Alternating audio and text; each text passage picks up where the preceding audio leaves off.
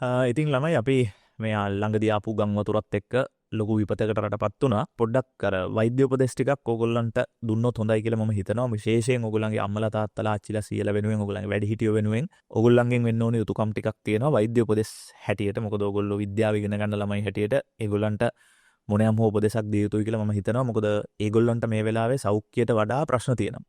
සමහරට ඔයා ගැන බලන එක වෙන්න පුළුවන්, එක්ක ගෙදර හදාගන්න එක වෙන්න පුළුවන්. ඒතර සෞඛ්‍ය කියන්නේ ඒගොල්ලන්ට සෑහෙන පිටිපස්සෙන් තියෙන දෙයක්. ඒගොල්ලෝ ඒකට ප්‍රමුඛතාවක් දෙන්නේ නැහැ. ඒ නිසා මෙන්න මේ උපදෙස් ටික ඔයගොල්ලන්ගේ දෙමව්පියන්ට දුන්නොත් හොඳයි. පළවෙනියටම අපි ඉතින් හැමෝම දන්න මීයුනෙන් පටන් ගමු. يعني මීයුන රෝගය වැළඳීම වළක්වන බෙහෙතක් හැටියට අපිට ඩොක්සිසයික්ලින් පාවිච්චි කරන්න පුළුවන්. ඉතින් ඒක ඔයාට ළඟම MOH එකෙන් හෝ තමන්ගේ ළඟම ඉන්න වෛද්‍යවරයාගෙන් ලබා ගැනීමේ හැකියාව තියෙනවා. හැබැයි මීයුනට අවශ්‍ය බෙහෙත් ලබා ගන්නත් යුත්තේ මෙන්න මේ කට්ටිය ගම් වතුරේ ඇතුලේ ගැවසිලා තියෙනවා නම් තමන් ගම් වතුරෙන් පස්සේ වතුර බැහැලා ගියාට පස්සේ හරි සුද්ධ කිරීමක නිරත වෙලා තියෙනවා නම් එහෙම නැත්නම් ඔයගේ කකුලේ තුවාල තිබිලා තියෙනවා නම් ඒවා ගම් වතුරට නිරාවරණය වෙලා තියෙනවා නම් මීයුන සෑදීමේ සැලකිය යුතු සම්භාවිතාවක් තියෙනවානේ. ඒ අයට මේ ටික අනිවාර්යෙන් ලබා දිය යුතු. විශේෂයෙන්ම දැන් ගම් වතුර නිරාවරණය වූ කෙනෙක් දන්නවා මේක ගන්න ඕනේ කියන එක. හැබැයි ගම් වතුරේ බැහැලා ගියාට පස්සේ පවිත්‍ර කිරීමේ කටයුතු වල නියැලුණ කෙනෙක් මේක ගැන ලොකුට හිතන්නේ නැහැ. මං වතුරේ බැස්සේ නෑනේ කියලා හිතෙන්න පුළුවන්. හැබැයි ඒ අයටත් මේක රෙකමෙන්ඩඩ්. ඉතින් ඒ නිසා ළඟම MOH එකට ගිහිල්ලා මේ බෙහෙත් ටික ලබා ගන්න. හැබැයි ඒකට අදාළ උපදෙස් ලබාගෙන ඒ හරහා ලබාගෙන ගිහිල්ලා ෆාමසියෙන් ගන්න යන්න එපා. මොකද මේක ඕවර් ද කවුන්ටර් ඩ්‍රග් එකක් නෙමෙයි. ඊට පස්සේ මේක ලබා නොගත යුතු පිරිසකුත් ඉන්නවා. ඒ අය තමයි විශේෂයෙන් ගැබිනි මව්වරුන් සහ අවුරුදු 12ට අඩු ළමයි. ඊට අමතරව කිරි දෙන මව්වරුන්. ඒතර ඒ අයට දැන් ළමෙක් නම් පීඩියාට්‍රිෂියන් එහෙම නැත්නම් විශේෂඥ ළමා රෝග වෛද්‍යවරයාගේ උපදෙස් හරහා ඒක ලබා ගන්න එක යත් එක්ක කතා කරලා බලන්න පුළුවන්. එහෙම නැතුව කෙලින්ම ළමයාට මේක ගිහිල්ලා ෆාමසියකින් අරන් දෙන්න වගේ වැඩ කොහොමත් කරන්න එපා.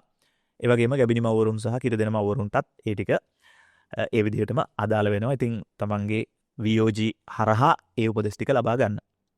ඊට පස්සේ ගත්තොත් එහෙම මේ දවස්වල දැන් මම ළඟදී සායනයකට ගියා. ඒ සායනයේ දැක්ක දෙයක් තමයි ගොඩක් ඔය ටිකක් වයස අයගේ ප්‍රෙෂර් දිය වැඩියා ඒ බෙහෙත් එහෙම නැති වෙලා තියෙනවා.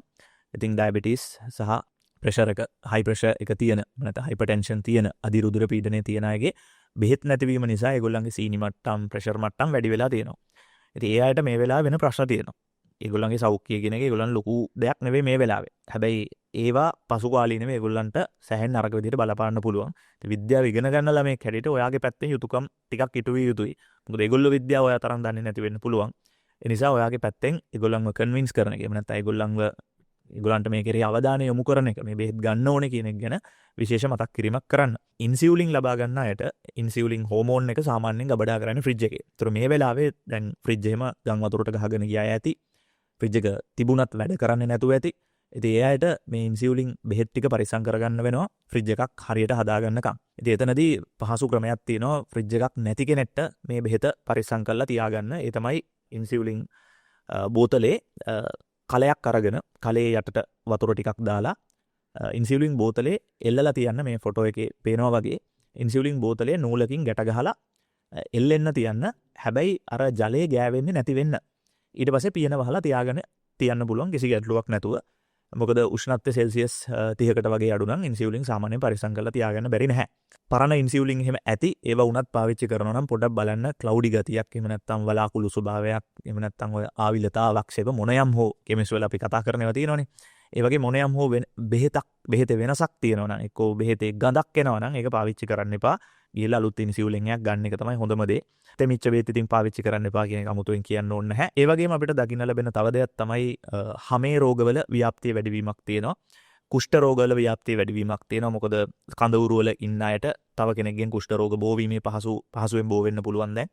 ස්කේබීස් වගේ ඒවා. වතුර බහැලා හිටියාම දිලීර රෝග සහ තුවාල තිබුණොත් සෙලියුලයිටිස් ඔය වගේ දේවල් ඔය වගේ රෝගවලත් සැලකිය යුතු වැඩිවීමක් මේ දවස්වල දකින්න තියෙනවා. වෛද්‍ය කඳවුරු වලට ගියාම ඒක දකින්න ලැබෙනවා. දෙමව්පියෝ මේ වෙලාවේ ඉන්නේ. ඔයගේ ආච්චිසිය මේ වෙලාවේ ඉන්නේ වෙන වැඩ උඩක නිරත වෙලා ගෙදර සුද්ධ කරන එක වෙන්න පුළුවන්. තමන්ට අහිමි වෙච්ච දේවල් ගැන ලත වෙමින් ඉන්නවා වෙන්න පුළුවන්. ගෙදර කැඩිලා නම් හදාගන්න හැටි ගැන හිතනවා වෙන්න පුළුවන්. ඉතින් ඒ වගේ ප්‍රශ්න ගොඩක් මැද්දේ ඉන්න මිනිස්සුන්ට කකුලේ තියෙන පොඩි තුවාලේ ලොකු කේස් එකක් නෙමෙයි. හැබැයි සෙලියුලයිටිස් වගේ එකක් ඔඩු දුවලා ඉවර වෙලා ඇඟ පුරා විස බීජ පැතිරිලා මැරලා යන්න උනත් පුළුවන් භයානක ලෙඩ.